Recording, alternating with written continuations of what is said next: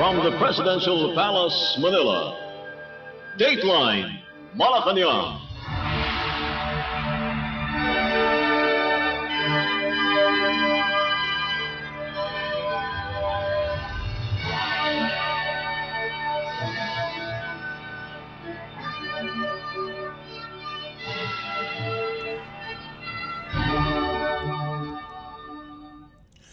Good day. This is Dateline Malacañang in review. A day before his attendance at the Association of Southeast Asian Nations or ASEAN-Australia Special Summit, Philippine President Ferdinand R. Marcos Jr. on Monday met with the Australian business community for the Philippine Business Forum in Melbourne, Australia. The Philippine Business Forum serves as an opportunity to showcase the strength of the Philippine economy to potential Australian investors, as well as encourage two-way trade and investments between Australia and the Philippines.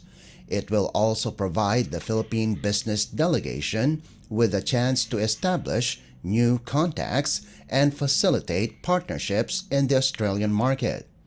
The event was organized by the Department of Trade and Industry, or DTI, in partnership with the Australia-Philippine Business Council, or APBC, the Philippines-Australia Business Council, or PABC, and the Australia-New Zealand Business Chamber, or ANZCHAM.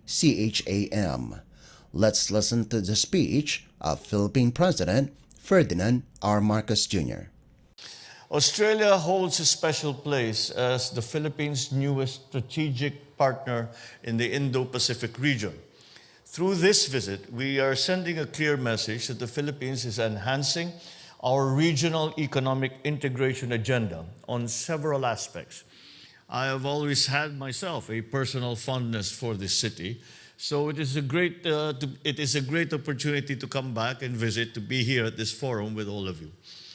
I am honored to stand before such a distinguished audience today. Your presence in this gathering speaks volumes about the importance of fostering robust business partnerships and collaborations between our nations. It not only underscores the significance of this forum, but also emphasizes the vitality of our economic and commercial ties. As such, I thank the business organizations who have been tirelessly working in fostering meaningful connections and facilitating practical and tangible business opportunities, providing insights, information exchange, and strategic engagements. Let me also extend my appreciation to the companies that are already partnering with us and making it happen in the Philippines, for your plans and significant investments that directly contribute to our economic development. Some of you have shared your plans and commitment to the Philippines, and I'm grateful for your continued trust, confidence, and interest in our country.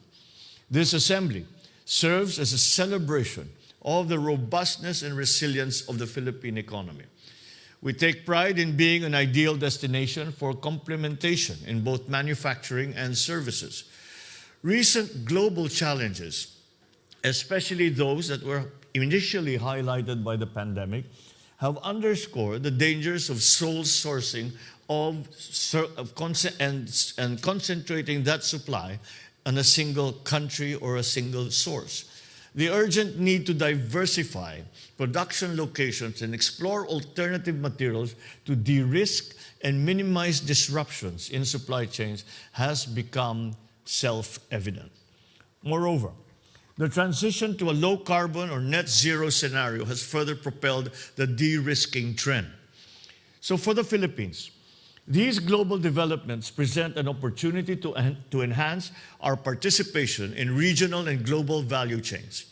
As part of our development strategy, we are keen to explore new avenues of cooperation and foster mutually beneficial partnerships that are commercially meaningful, but also have a social effect. I invite esteemed Australian businesses to consider the Philippines as a reliable partner that can support your expansion and operations.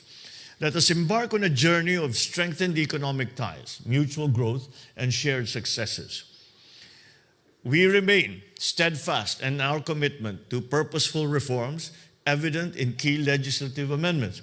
And it is why we always ask members of the leadership of the legislature to join us, because many of the plans that we have and many of the initiatives that we are proposing and endorsing require new legislation. It is a new world, it is a new economy, it is a new global economy to which we need to adjust not only our business sector, not only our private sector, not only our finance sector, but also our legislative sector to change, to make the very important structural changes that are necessary for us to adjust to the new global post-pandemic economy.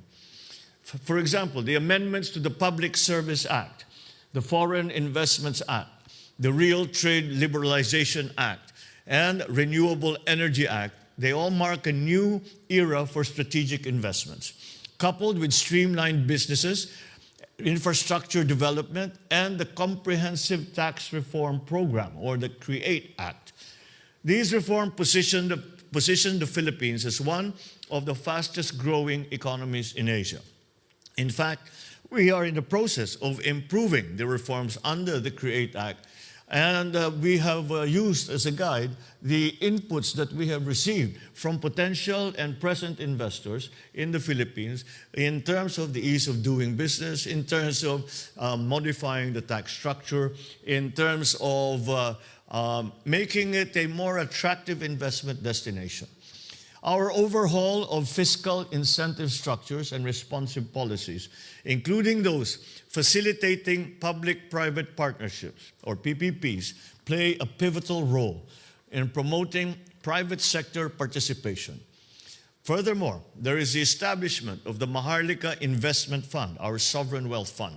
And that underscores our dedication to financing priority projects and driving socio-economic impact. The key principle that we have adopted, the very fundamental principle that we have adopted, was to consider the private sector as partners in the development of and the transformation and development of our economy. It is very early on, we quickly recognize that government can do very much, but we must also realize that government cannot do it alone. And the private sector does many things that government does not do. And there are certain things that government does that private sector actually would be better at doing than leaving it with the government. And so these partnerships have become very important, are central to any transformation, any success that we may enjoy in the near future. This is the view of our strategic financial planners, our economic group, and altogether we have all come to that conclusion, and it is something that we continue to promote and to continue to encourage. So we prioritize the ease of doing business, exemplified by efforts to simplify tax payments, streamline regulations, and showcase our unwavering support for businesses, which I signed Executive Order number 18, which establishes green lanes for strategic investments, simplifying procedures and reducing bureaucratic hurdles. Simply speaking, these green lanes are, as we are slowly transforming the way we do business, both in the bureaucracy, both in government, and of course in the general economy, so we are awaiting the legislation to come through, as these have to be very examined in very close detail. We have established these green lanes, and the general idea is that for any investor who comes to the Philippines, that they will no longer have to wing it, as it were, and try to go through the documentation process and learn as they go along. They will be taken in hand by a specific person and a specific group in each department, the relevant department, and that group will attend to all the needs of a prospective investor so as to be able to put up a company, to start a bank account, to get the permitting down, to get the clearances, etc. And this we do so as to make more rapid the entry of foreign direct investment, but also to make businesses more profitable because the costs that are implied by inefficiencies are lessened at the very least. So I am pleased to announce the enactment of 3 priority bills. The Public-Private Partnership Code of the Philippines, which paves the way for transformative partnerships and fosters infrastructure development. Number 2, the Internet Transactions Act, which provides the framework for a robust digital economy, aligning the country's policy with the demands of the 21st century. And finally, the Tatak Pinoy Act, or the Proudly Filipino Act, which I recently signed into law just last 26 February, which will support industry development and enable greater participation of the Philippines in global value chains. So we continue to accelerate and deepen policy reforms to improve the environment where businesses such as yours will continue to thrive. On renewable energy, a very important part of our strategic planning, we accord great importance to addressing climate change and achieving energy transition, as we in the Philippines are highly vulnerable to the climate crisis. In line with this, we have put in place several energy transition policies, investment enablers such as incentivizing energy efficiency and conservation that will support and facilitate the efforts to decarbonize the economy. This move strengthens our dedication to environmental stewardship and encourages the private sector to actively engage in sustainable practices.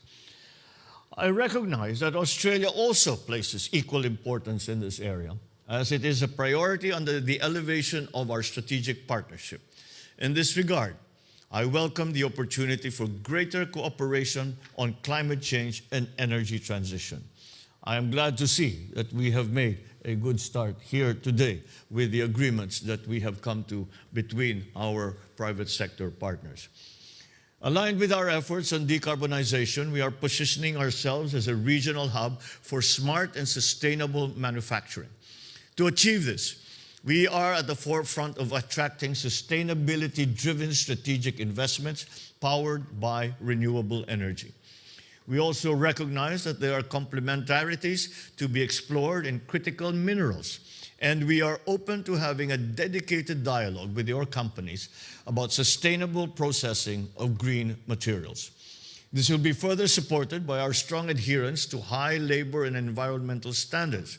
We have our trade and investment policy tools in place through the ASEAN-Australia-New Zealand Free Trade Agreement and the Regional Comprehensive Economic Partnership Agreement to enable our regional economic integration agenda. I am hopeful that this will be complemented by other policy tools that will enhance Philippines-Australia supply chain partnerships and facilitate greater foreign direct investments.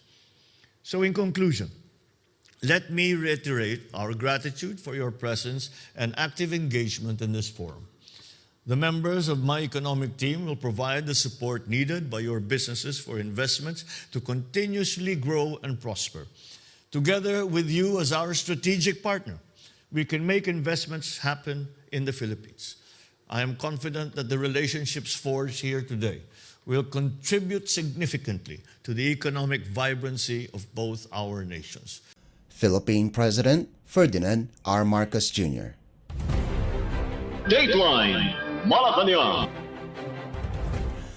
Philippine President Ferdinand R. Marcos Jr. on Monday held a bilateral meeting with Prime Minister Hun Manet of Cambodia a day before his attendance in the Association of Southeast Asian Nations, or ASEAN-Australia Special Summit in Melbourne, Australia.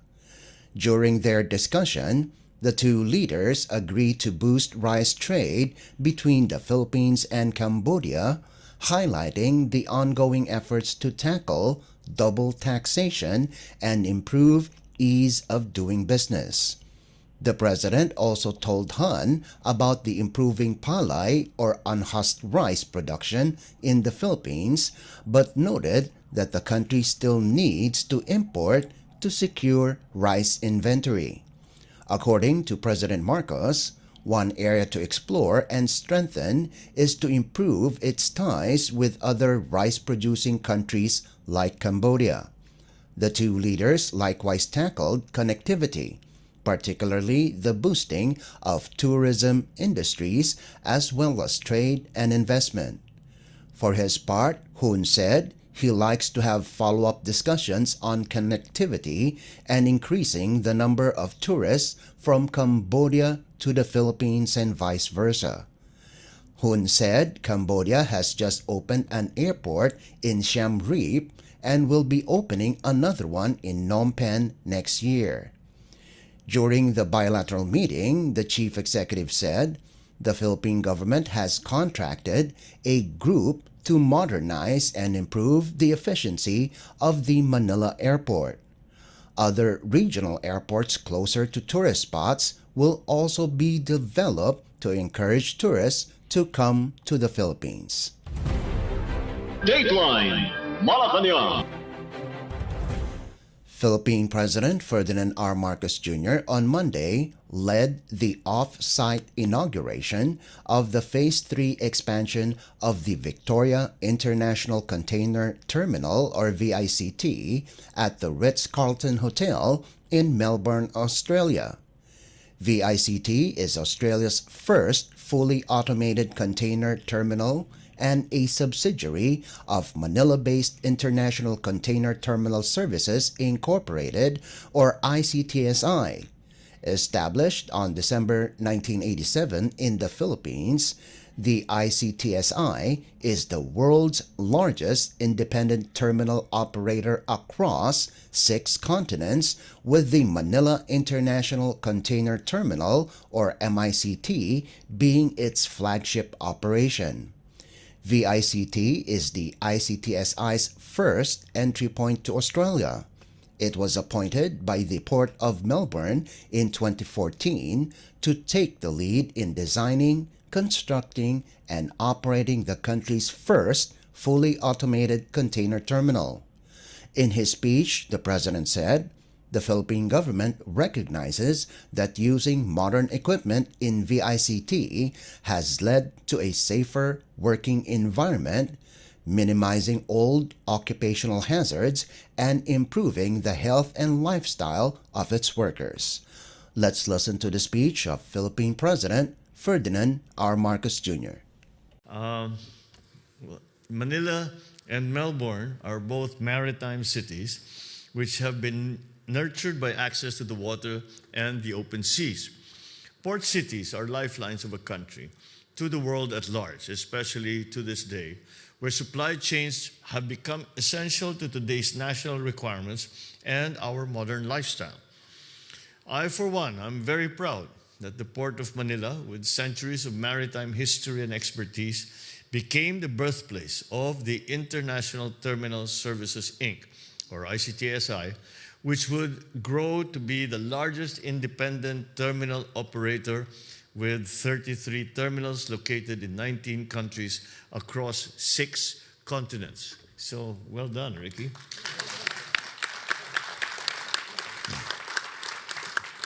You have become a shining example of Filipino expertise, contributing to the smooth flow of trade and commerce in this globalized world that we live in today.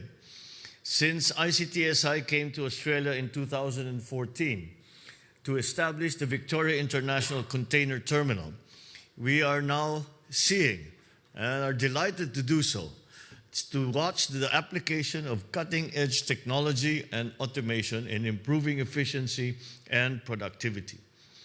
Being the only fully automated container terminal in the Southern Hemisphere is a great feat worthy of admiration. VICT shows us that we need not be afraid of technology and automation.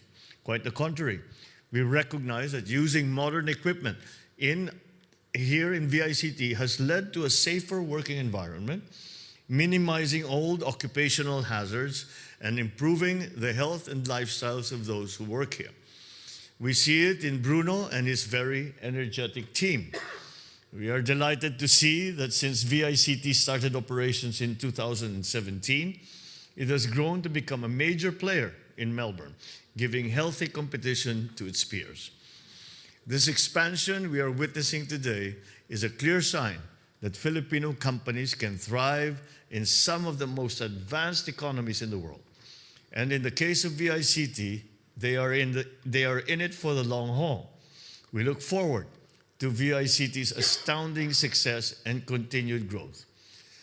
I am also reliably informed that VICT takes its corporate social responsibilities seriously. Aside from providing jobs and hewing closely to sustainable practices here in Victoria, VICT has also been supportive of the Filipino seafarers that constitute a large proportion of the seafarers that pass through its facilities, as well as a 95,000-strong Filipino community in Victoria. As VICT has supported numerous Filipino community events, including the harmonized celebrations of the 125th anniversary of the Declaration of Philippine Independence last June 2023, I would like to extend my thanks to Bruno and VICT for helping the vibrant Filipino community become more visible, more involved here in Australia. VICT is a Philippine success story, and I hope it will only be the beginning. With a strategic partnership that has been signed between Prime Minister Anthony Albanese and myself last year, I hope to have laid the groundwork for even more success stories like this in many different sectors, and possibly two-way investments to allow Australian businesses to also take part in the exciting economic prospects that we are now witnessing in the Philippines. Filipino investments in Australia are thriving, and there could be a lot more mutually beneficial pursuits between our two economies that share many universal values.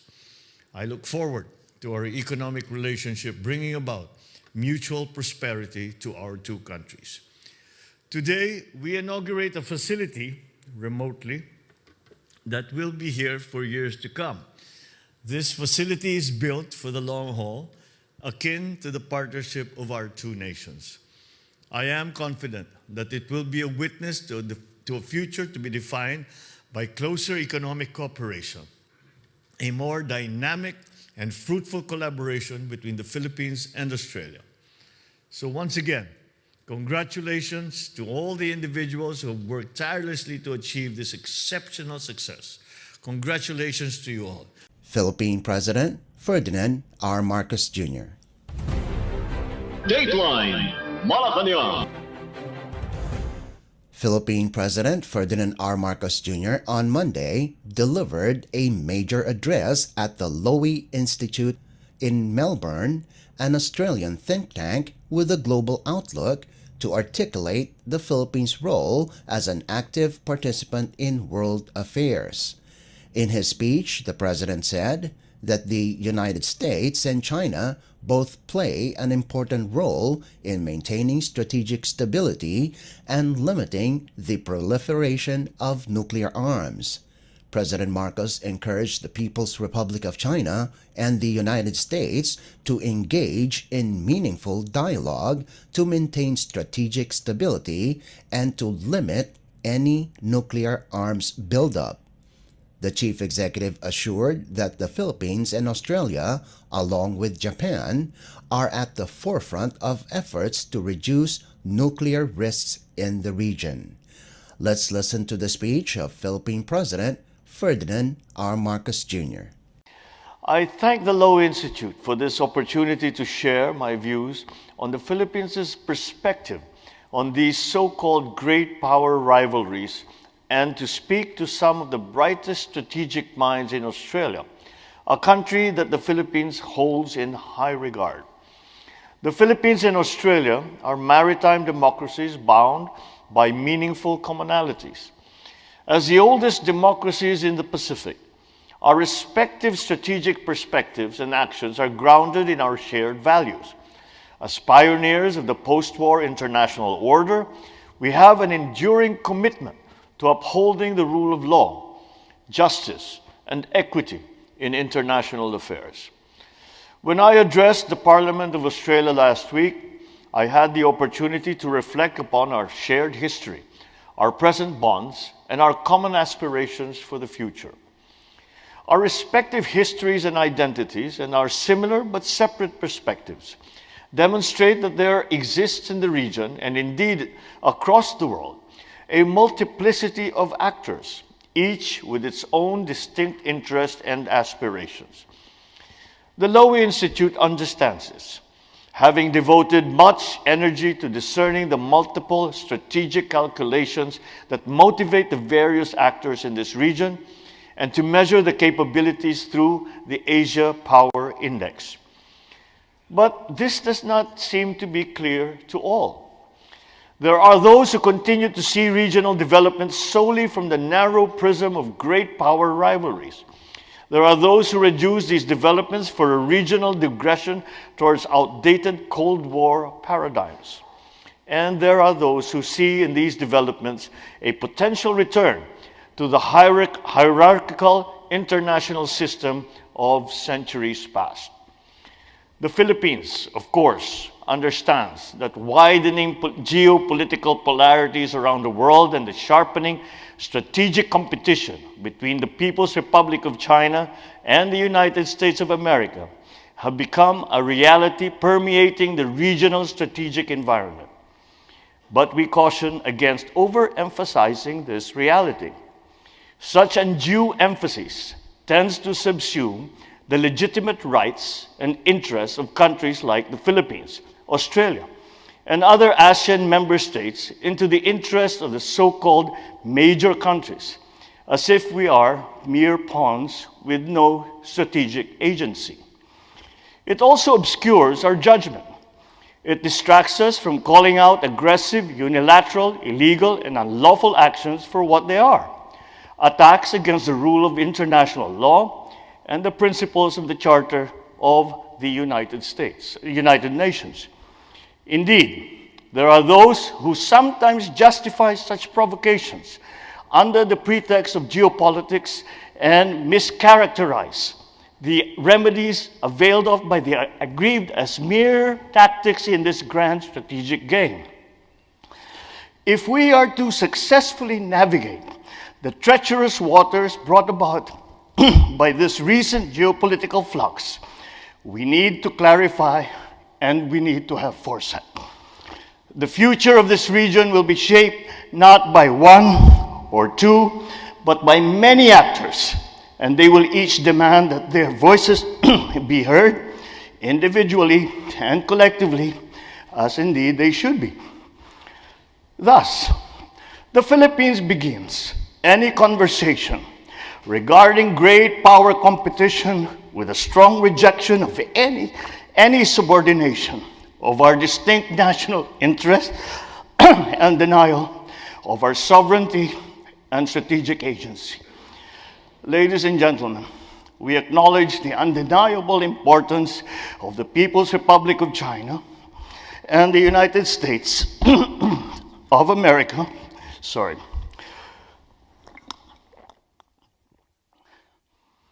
to the security situation and the economic evolution of this region and of the world.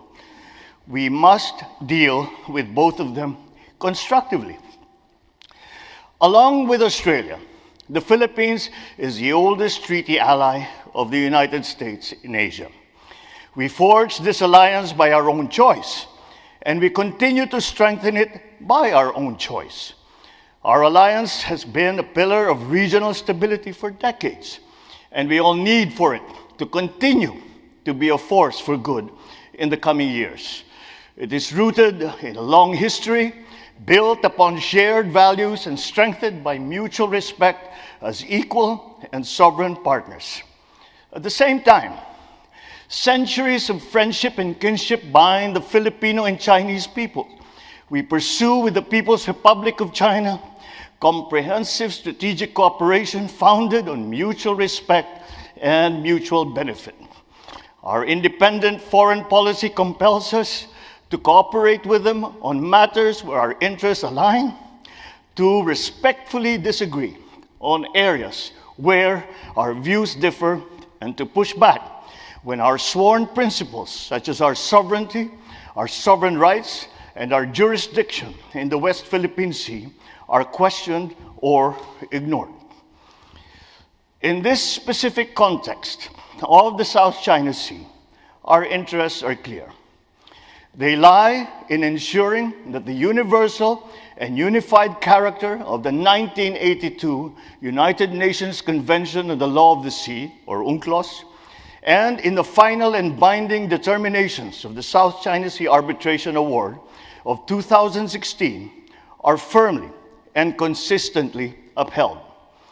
It is unfortunate that despite the clarity provided by international law, provocative, unilateral, and illegal actions continue to infringe upon our sovereignty, our sovereign rights, our jurisdictions. This pattern of aggression obstructs our path towards ASEAN's vision of the South China Sea as a sea of peace, stability, and of prosperity. As a country committed to the cause of peace and the peaceful settlement of disputes, the Philippines continues to tread the path of dialogue and diplomacy despite these serious difficulties. We will continue to engage China bilaterally and through ASEAN-led mechanisms to address our differences at sea. We are determined to make our bilateral mechanisms with China work, and we will leverage our bilateral mechanisms with other claimant states towards the peaceful management of disputes. Our adherence to the 2002 ASEAN-China Declaration on the Conduct of Parties in the South China Sea remains steadfast, and so is our commitment to working with ASEAN and China towards an effective and substantive code of conduct that finds its moorings in UNCLOS and respects the interests of all stakeholders, including Australia. And yet, these efforts are not pursued in a vacuum. A conducive environment where tensions are effectively managed is crucial to the success of the COC negotiations. We shall never surrender even a square inch of our territory and our maritime jurisdiction. In this regard, we are upgrading the capabilities of our Coast Guard, pursuing the modernization of our armed forces, and earlier this year, I approved the updated acquisition plan of the Armed Forces of the Philippines called ReHorizon 3, in line with our comprehensive archipelagic defense concept. Our forces must be able to guarantee, to the fullest extent possible, Filipino nationals, Philippine corporations, and those authorized by the Philippine government, unimpeded and peaceful exploration and exploitation of all natural resources in areas where we have jurisdiction, including and especially our exclusive economic zone, in accordance with international law. Philippine agencies, forces, and institutions are working to strengthen our capabilities. We are on the front line of international efforts to preserve, defend, and uphold the rules-based international order, the same platform from which the post-war Asian economic miracles took off, and upon which the continued prosperity of countries like Australia relies. Ladies and gentlemen, we in the Indo-Pacific cannot ignore the existential impact of great power rivalries upon the survival of our peoples and our communities. Amidst the alarming reversal of the historic trend of decreasing nuclear stockpiles in the region, we must remember that the tragic humanitarian consequences of nuclear weapons use were borne by peoples of this region, the hibakusha of Hiroshima and Nagasaki, and the victims of nuclear tests in the Pacific. It is time to bring Indo-Pacific issues to the fore of global conversations on nuclear disarmament. The People's Republic of China and the United States must engage in meaningful dialogue to maintain strategic stability and to limit any nuclear arms buildup. The Philippines and Australia, along with Japan, are at the forefront of efforts to reduce nuclear risks in the region. These nuclear risks demonstrate the need for great powers to manage their strategic competition in a responsible manner.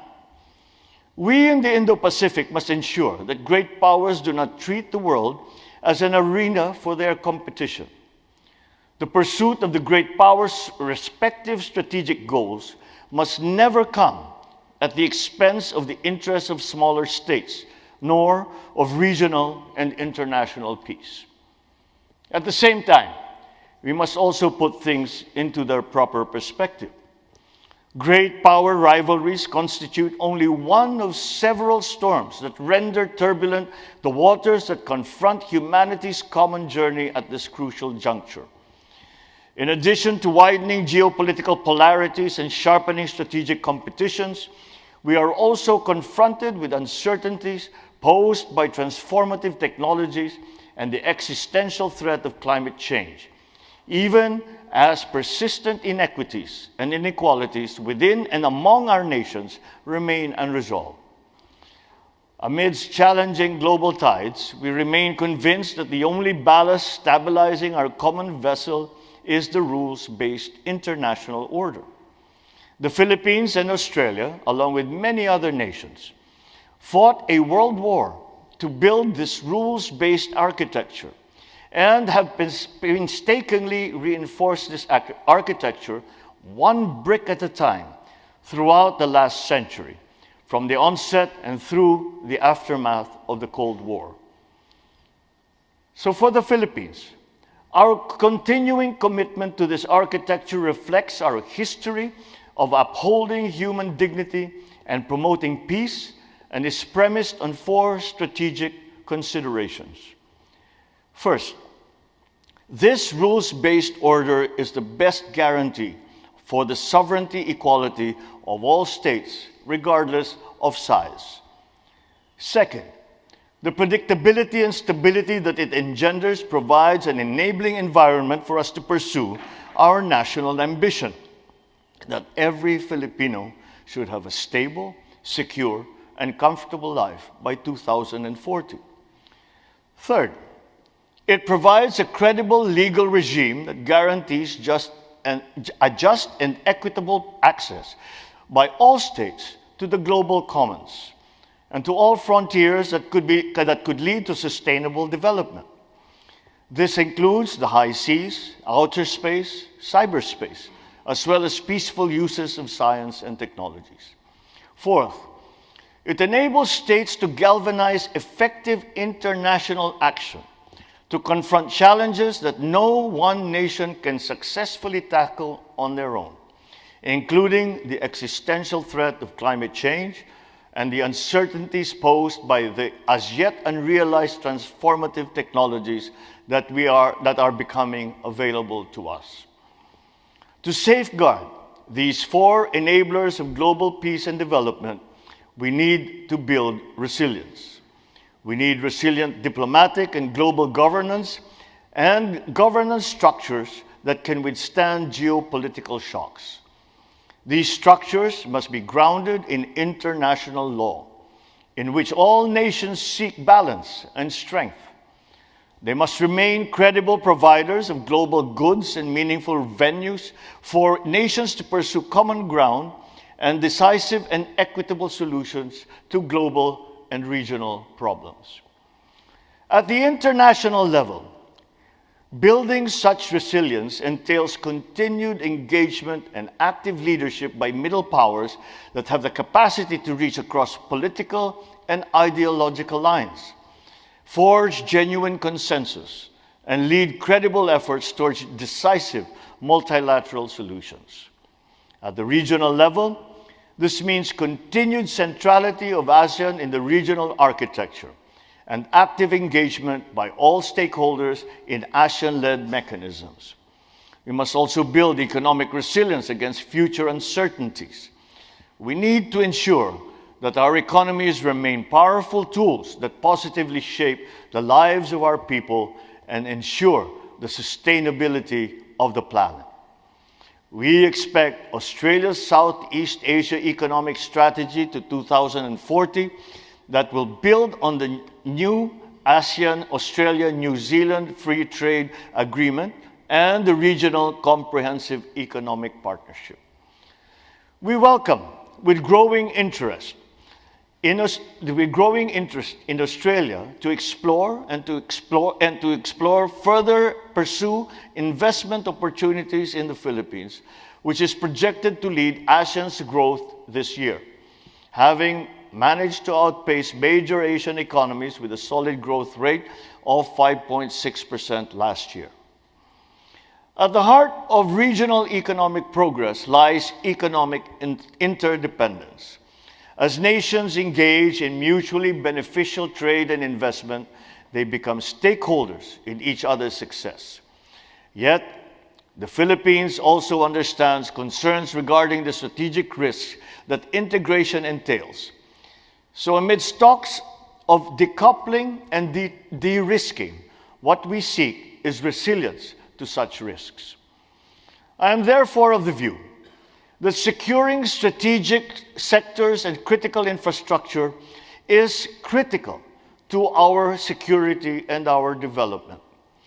Securing our nations entails securing our economies and enhancing the resilience of our supply chains. In our bilateral plan of action with Australia, we committed to work together to further develop capacities in critical infrastructure, security, particularly in transport and in telecommunications. We will also broaden cooperation on mineral resources development, energy transition, and space science and technology applications. Last week, we signed an agreement on cyber and critical technology cooperation that will promote the secure and peaceful uses of cyberspace. Beyond our bilateral partnerships, we see value in building resilience too through reinforced habits of cooperation amongst like-minded partners in specific areas. Our trilateral cooperation with Malaysia and Indonesia in curbing piracy in the Sulu Sea and the Celebes Sea is one such example. We intend to foster new arrangements to promote maritime security and freedom of navigation, amongst others, through other similar trilateral and multilateral formats.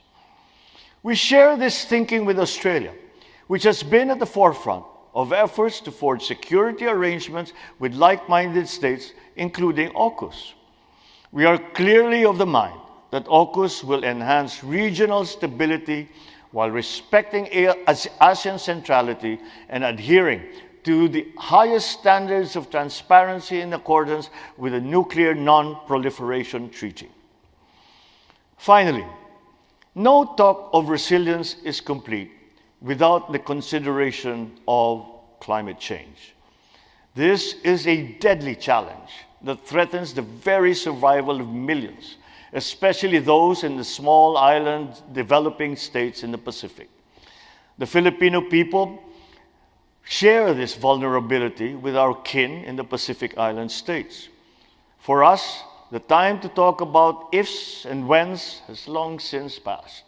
It is here, and it is now. We expect responsible states and partners to do more, and they must do that now. We will continue to pursue just and equitable climate action in all our multilateral engagements, including in the context of the Loss and Damage Fund Board. Developed countries have a responsibility to support vulnerable countries in climate adaptation and mitigation. We will also continue to pursue our climate action strategy, a pillar of which is our robust commitment to a just energy transition. Ladies and gentlemen, we must not lose sight of our collective responsibility for peace and resilience in the Indo-Pacific. Our work is about people and about communities, their security, their survival, their dignity, and their future. It is about inclusion and equal regard to the interests of all nations, not just a few. It thrives on cooperation, not geopolitical contests, and it cannot progress without a stable and predictable order based on the rule of international law. We must not allow this so-called great power rivalry to distract or hinder us from the pursuit of peace and development. Buoyed by one of the fastest growing economies in the region, the Philippines pledges to continue acting responsibly in line with our increasing potential as we inevitably rise in global standing. We embrace our role in the region and in the world with a sense of purpose and dedication. We cannot be observers, but active participants, catalysts for innovation, architects for a better future. We in the Philippines stand committed to promoting peace and prosperity in our region. We aspire to live peacefully with all our neighbors and continue to believe that the successes of all our regional partners contribute to our own success, as does our success contribute to the region. Together with our friends, especially our allies and strategic partners, we will face the challenges and opportunities that lie ahead, confident in our ability to create a safe, a stable, and secure future that celebrates diversity, mutual respect, and collective progress. Philippine President Ferdinand R. Marcos Jr. Dateline Malacañang. Philippine President Ferdinand R. Marcos Jr. on Wednesday encouraged Australia to partner with the Philippines in promoting clean energy and the fight against climate change. The President made the statement during his intervention at the Leaders' Plenary Session of the Association of Southeast Asian Nations, or ASEAN-Australia Special Summit, where he also shared the steps the Philippines is taking to lessen the emission and investment in renewable energy. President Marcos described the brave steps the Philippine government is taking to fight climate change and bringing it to the international fora. Let's listen to the speech of Philippine President Ferdinand R. Marcos Jr. during his intervention at the Leaders' Plenary Session of the ASEAN-Australia Special Summit held in Melbourne, Australia. Thank you to our gracious host, Prime Minister Anthony Albanese, to our co-chair, the Prime Minister Sunexcel Pandon of Lao PDR, Your Majesty, Excellencies, good morning. Through these 50 years, Australia has proven time and again its support for ASEAN as it continues its positive role in ensuring peace and stability in our region and our immediate neighborhood, now referred to as the Indo-Pacific. We have seen how Australia has supported each of its neighbors through programs tailored to each country's needs for the overall goal of promoting the economic welfare of our neighborhood. I welcome Australia's strategic approach to deepening engagement through the 4 tracks for this special summit. On maritime cooperation, we thank Australia for its consistent support for the rule of law, for the 1982 UNCLOS and the 2016 Arbitral Award, not only through timely statements of support, but also through capacity building and academic initiatives to mainstream appreciation of international law. In ASEAN, Australia has consistently supported all ASEAN-led mechanisms through these 50 years. We appreciate the evolution of Australia's strategic approach towards the region from the mere confines of the Asia-Pacific to our now wider common interests in the Indo-Pacific. We thus encourage Australia to continue its active engagement, both bilaterally and through ASEAN, to ensure the primacy of peace and stability through confidence building, preventive diplomacy, and conflict resolution in the region. On climate change and clean energy, The Philippines remains at the forefront of the effects of climate change, constantly facing the harsh realities of devastating typhoons and rising sea levels, which continue to threaten our biodiversity and ecosystems, and in turn, agriculture, food security, and livelihood. These realities compel us to take bold and decisive actions, both domestically and in international fora, for climate justice. The Philippines welcomes the outcomes of COP28, and I wish to take this opportunity to reiterate our offer to host the board of the Loss and Damage Fund. Hosting the board in the Philippines will showcase global commitment to inclusivity, ensuring that the voices and experiences of the most affected countries are heard and considered in shaping the most urgent of global climate policies. We welcome Australia's aim to boost clean energy, financing, and investment in ASEAN, as well as its support for clean energy transition to meet climate action objectives. In the Philippines, we have taken concrete actions by implementing policies and initiatives to reduce emissions by catalyzing investments in our rich sources of renewable energy. We thus invite Australia to partner with the Philippines in our clean, green, and renewable energy industry and other emerging technologies, and introduce energy efficiency and conservation measures. On ASEAN Centers of Excellence, the Philippines urges Australia to continue its support for the ASEAN Center for Biodiversity beyond 2024. As we develop the ASEAN-Australia Plan of Action 2025 to 2029, let us take into account the pressing need for an effective and inclusive implementation of the Kunming-Montreal Global Biodiversity Framework and establishment of its goals and targets on biodiversity conservation, climate action, ecosystems, and ecosystems restoration and its management. The ACB is also implementing the mainstreaming biodiversity into the One Health Capacity Development Project, a partnership amongst ASEAN Food and Agricultural Organization and the Australian government. On business, we are pleased to inform you, Excellencies, that the Philippines has just recently signed the second protocol to the ASEAN-Australia-New Zealand Free Trade Agreement.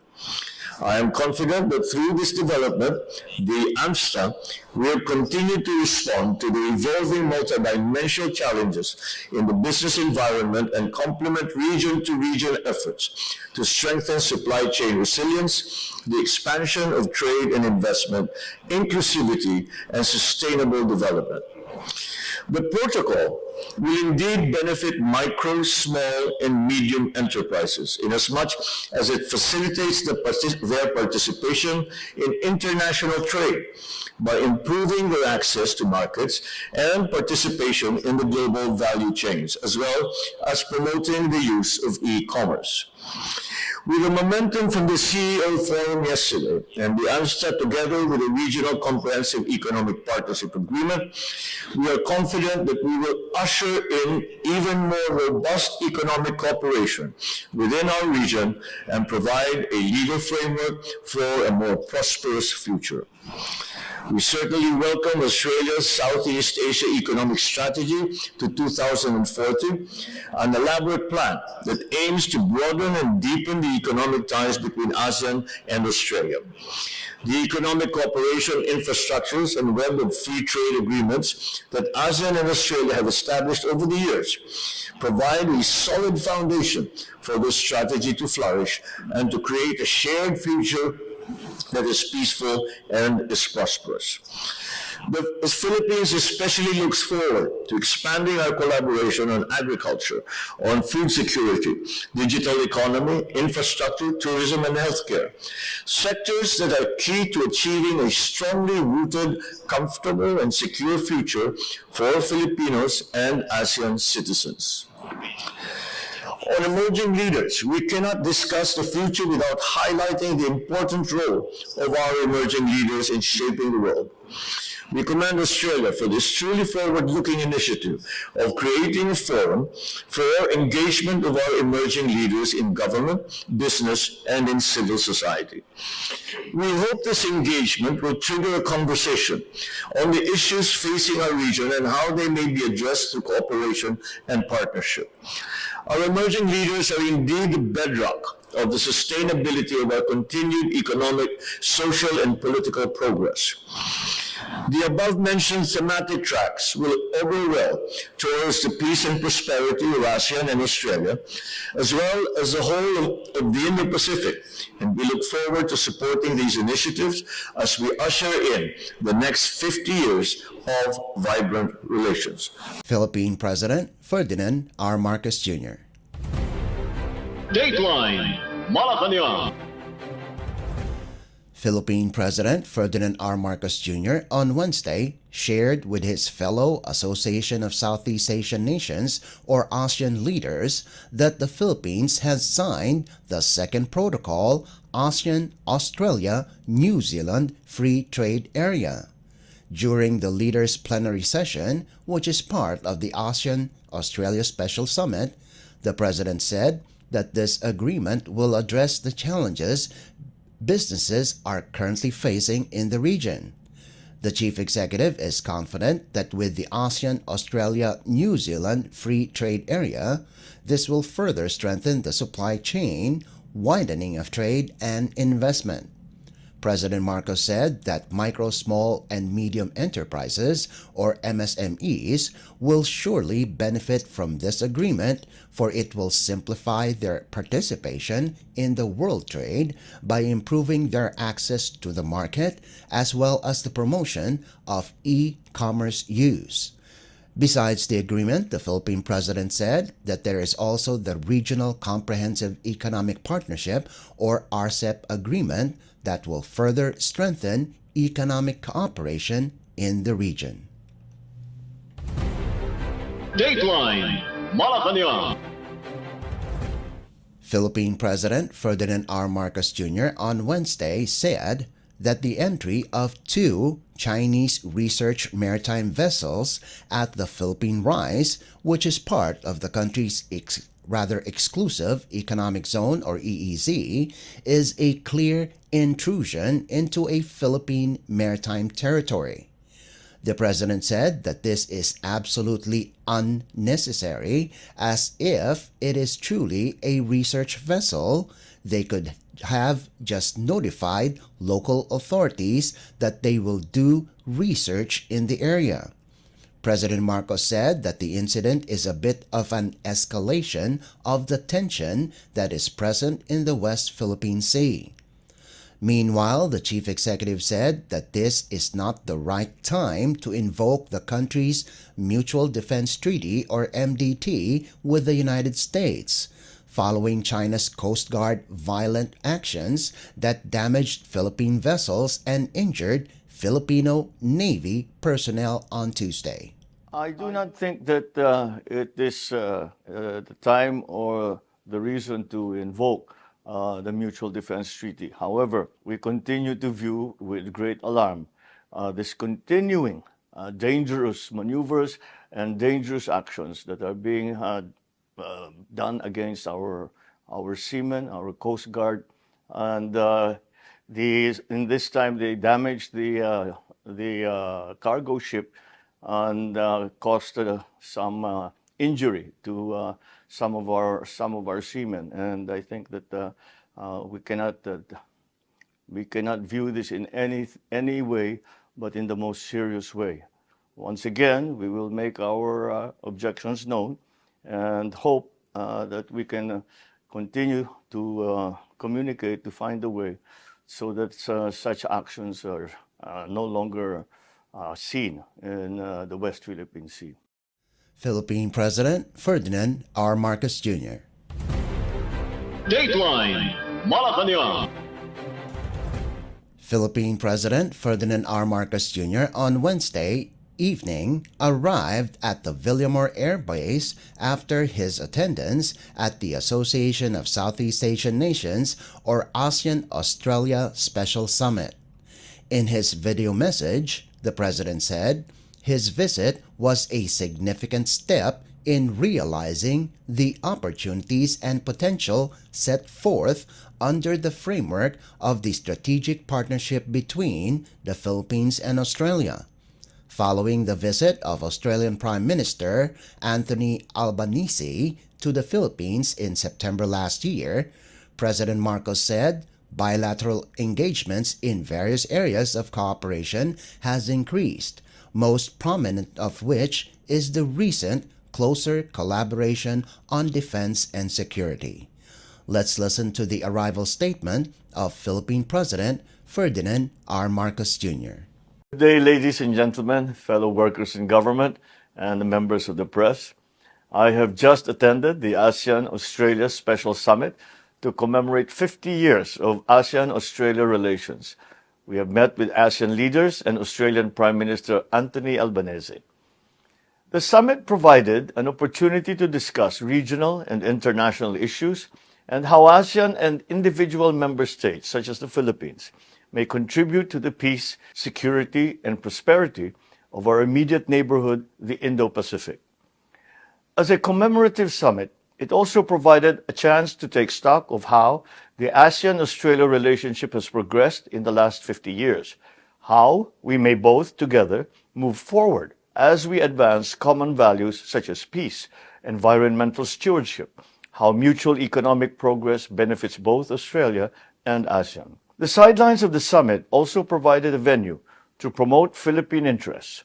I met with Australian business leaders and also launched the expansion of the Victoria International Container Terminal, a subsidiary of the International Container Terminal Services Incorporated here in the Philippines. I'm confident that linkages are created through this engagement led by our Department of Trade and Industry. We reinforced the growing interest of Australia to invest in the Philippines. This interest is confirmed in Australia's Southeast Asian Economic Strategy to 2040, where 4 key sectors were identified as investment priorities in the Philippines, to wit, agriculture and food, education and skills, resources, and green transition. We secured 12 business agreements in the total sum of $1.53 billion worth of investments covering diverse sectors such as renewable energy, clean technology, and recycling solutions, housing, IT BPM, infrastructure, medical devices, and digital health services. We received strong commitments from some Australian companies in support of our renewable energy and digitalization initiatives. Their strong interest is an indication that we are on the right track to position ourselves as a hub for smart and sustainably driven manufacturing and services. I have made it a priority of our government to advance Philippine national interest in engaging external partners. The summit provided an avenue to discuss our key positions, not only with our other leaders, but also with the Australian public.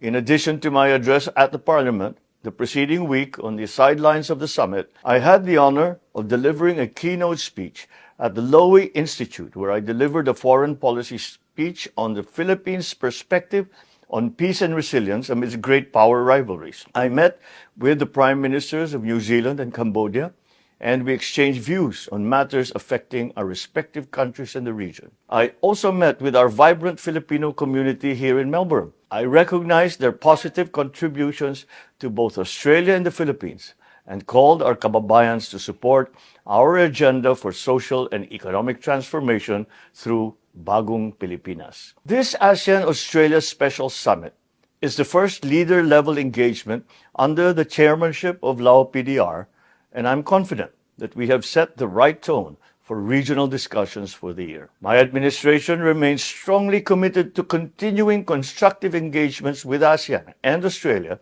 to best serve our national interest, inasmuch as we tirelessly promote the region's peace, security, stability, and prosperity for the well-being of the Filipino people. Philippine President Ferdinand R. Marcos Jr. Dateline Malacañang. Meanwhile, the news that former First Lady Imelda Romualdez Marcos has passed away is fake news. According to a source at Malacañang Palace, there is no truth to the news following the report that Mrs. Marcos had contracted a slight pneumonia, which was confirmed by Senator Amy Marcos. In relation to this, upon his arrival at the Villamor Air Base from Melbourne, Australia on Wednesday evening, Philippine President Ferdinand R. Marcos Jr. went directly to the hospital where the former First Lady is staying. While in Melbourne, President Marcos said he was able to talk with the former First Lady and that she was in good spirits. The President added that she has no difficulty in breathing and is continuing to recuperate. Doctors have given Mrs. Marcos antibiotics and have said that her fever will soon subside. Dateline Malacañang. Marshall Islands President Hilda Heine expressed her support to the Philippines on the issue regarding the West Philippine Sea. In a courtesy call to President Ferdinand R. Marcos Jr. on Thursday at the Music Room of Malacañang Palace, President Heine encouraged the chief executive to appeal the issue with China at the Pacific Islands Forum or PIF. According to Heine, the current actions of China is a concern, and not only in the Philippines but also in the whole region. The president of the Marshall Islands assured President Marcos that they will support the Philippines to whatever decision he would make with regards to the PIF on top of the assistance that they can give the country. President Marcos thanked Heine for her support in the Philippine stand on the West Philippine Sea dispute. The Philippines and Marshall Islands celebrated 35 years of diplomatic relations in September of 2023. Dateline Malacañang. And finally, the Philippines Department of Migrant Workers or DMW on Thursday announced that 10 Filipino crew members aboard the ship that was hit by a missile attack perpetrated by Houthi rebels at the Gulf of Aden are safe. This was confirmed by DMW Officer-in-Charge Undersecretary Hans Leo Kakdak after talking with the 10 Filipino seafarers who are currently staying at a hotel in Djibouti City. The DMW received confirmation from the manning agency that the 10 Filipinos were brought into a hotel in Djibouti at the Horn of Africa. Meanwhile, the DMW clarified that there were 3 Filipinos injured in the missile attack and are currently recuperating at a hospital in Djibouti City. The senior official of the DMW personally went to the families of the 2 Filipino seafarers who died in the attack and offered its sincerest condolences. Undersecretary Kakdak assured that the government will extend all necessary assistance to the families of the victims in accordance with the directives of President Ferdinand R. Marcos Jr. Dateline Malacañang. Before we conclude our program, we would like to invite everyone to come and visit our Facebook page at Radyo Pilipinas World Service. You will be able to hear and view our Filipino and English programs, including news updates here in the Philippines. Kindly subscribe, like, and share our posts as well. And that concludes this edition of Dateline Malacañang in Review. For Radyo Pilipinas World Service, this is Leo Magpayo. Good day and stay safe. From the Presidential Palace, Manila, Dateline Malacañang.